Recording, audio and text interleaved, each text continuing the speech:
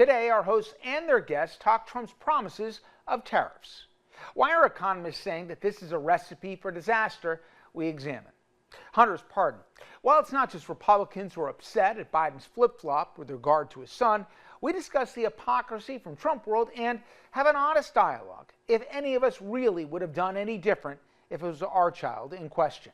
My loser of the week, I've got to give it this week again to the US left-wing media because they really are capitulating into oblivion, aren't they? Let's start with the hosts of Morning Joe on MSNBC grovelling to Donald Trump.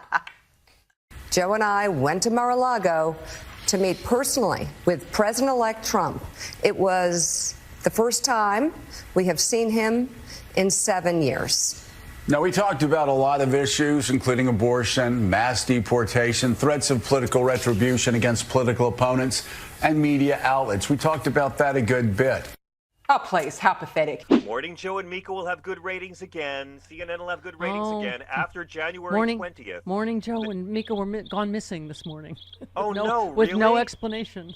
No, they wanted time to grovel at home alone with the kids. Yeah, look, people are going to come back to it. Go ahead and lick your wounds now. No, they need to replace it. They need to replace it. They need to. Of course they do. Of course they do. There's a lot of everybody else. You know what? How about John Fugelsang in the morning? How about that, MSNBC? Let's go. They can't handle the truth. But everyone's going to come back. Everyone's licking their wounds now. Believe me, Donald Trump is going to unite this country in ways you've never seen. January 20th. But we need We're fighters. We're going to inaugurate a racist on MLK Day, people. We're inaugurating a racist on MLK Day. We need the David Frums and the Harry Littman who just resigned the LA Times because of their bending the knee. We need Olivia Troyes, who's like you, Kash Patel. I'm not going to retract the truth. That's what we need. That's what we need. So, and you're one of them, my friend. Yay!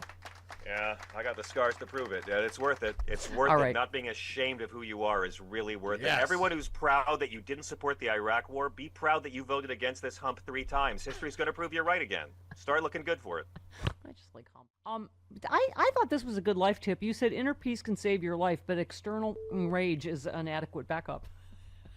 I go back and forth between both. I think those are going to be our coping mechanisms. Well, I know you guys have been talking about the assassination in New York City, but I think in terms of rage, we really, and by we, I mean the Democratic Party and politicians, could learn a lot about this because this guy was shot around the corner from where we work at the Sirius XM studios. It turns out the killer was staying at the hospice around the corner from my kid's school. I walked past it 2 days ago, and I thought, why are all the reporters here? It's so cold. Look, let's agree on a couple things. Gun violence is always wrong. Murder is always wrong. You know what else is always evil and wrong? A system that values profit over lives and makes people go bankrupt and make horrible, devastating decisions about healthcare versus basic life needs. Now, the amount of vitriol that came out for this CEO after his tragic, horrible, awful murder that never should have happened, but the amount of hatred for this evil company, and let's not kid ourselves, this guy oversaw their AI where they had a 90% error rate, having bots turn down your claims. Well, I mean, it just makes your blood boil just hearing the amount of money they make every year. I just got my premium bill. $10 million. It's gone up, I don't know, $200-$300 a month. I mean, it's insane. And we were talking about they make this money exploiting people's fear during the worst times of their life. Did you see all the cops that were standing around the crime scene? Did you see the $10,000 reward up right away? Even in death, the 1% have greater access to justice than the rest of us. The amount of police at that crime scene, because the health insurance industries, they've killed more people than serial killers. They've killed more people than all the illegal aliens combined. But these guys make money, and that's why they're respected for it. So the billions of profit they make and the amount of hatred from both parties that was all over social media. Read the comments section in the Times of the Post. I mean, this poor man was hated in his own death, and I think a smart Democratic Party that's looking for takeaways for where people are at should realize he was there for an investors meeting. There should not be investors meetings dealing with your kids' healthcare or your mom's healthcare. The healthcare industry is an investor's dream because healthcare in this country is only about profits. Everyone knows it. Republicans know it as well.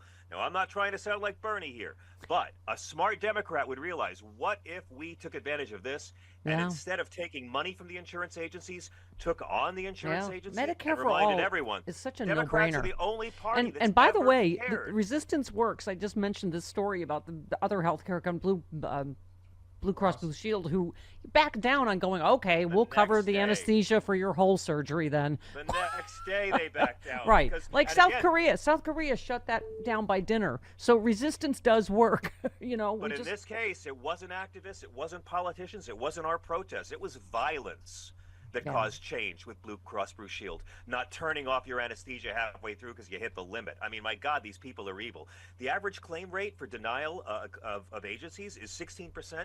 United Healthcare, 32%, double the average. People hate this insurance conglomerate monster that doesn't help our country. It doesn't help disease. It doesn't help the public health. It just helps a few guys get really rich off of the diseases and the suffering of people you love. So a smart Democrat comes in and says, hey, you know what? Let's just lower the Medicare age to 50.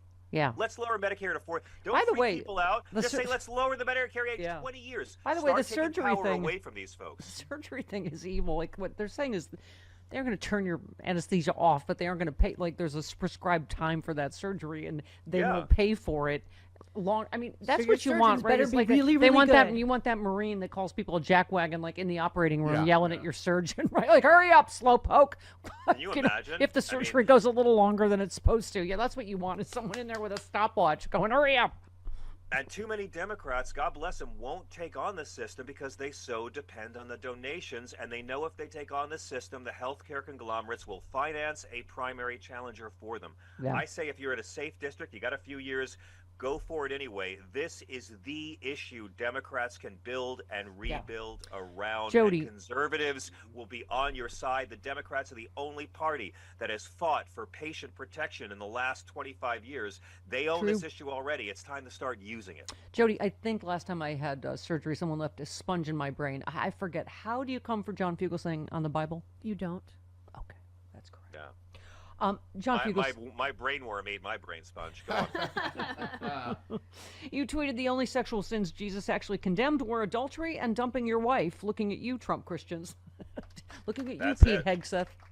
That's it. I am so over these people pretending any of this is Christian. I am done with these people. And I'm done with your family and loved ones pretending they're Christian and putting up their little baby Jesus, little brown-skinned refugee ornaments around their house while hating the real deal.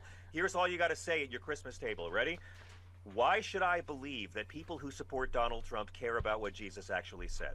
That's the only question you need to ask them. Why should I believe people who would vote for the opposite of everything in the Gospels actually give a rat's ass about what this brown-skinned, homeless, nonviolent Nazarene actually said, and make your loved ones prove they know nothing about the Bible? They just presume baby Jesus hates the same people they do. All right, speaking of which, before you go, you have to cast our movie that we just talked about before the break. Yep.